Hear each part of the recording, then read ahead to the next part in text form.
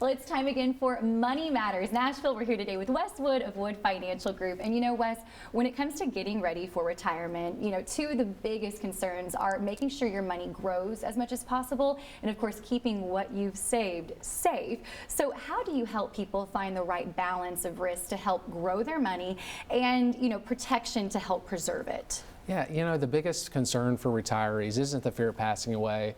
It's running out of money, bar none.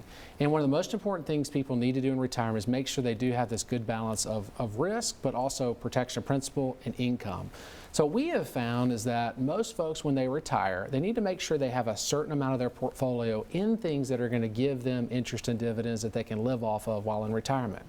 And everything else can maybe be a little bit more focused on growth, maybe more of a balance of things that'll give them long-term growth in the future.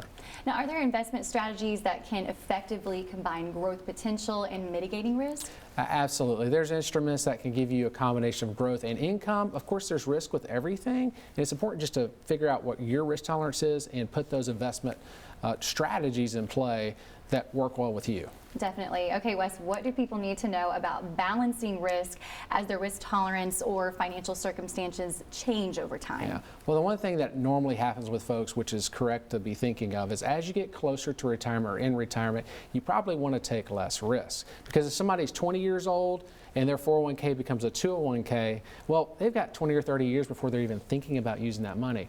But if somebody that's close to retirement or in retirement loses half their money, that can be devastating. It can. And I hear you have a special offer for folks who visit your website. Is that right? That's right. And we specifically talk about this in depth in one of these chapters in this free book. Go to moneymattersnashville.com. All right. Thanks so much for being with us today, Wes. Again, moneymattersnashville.com.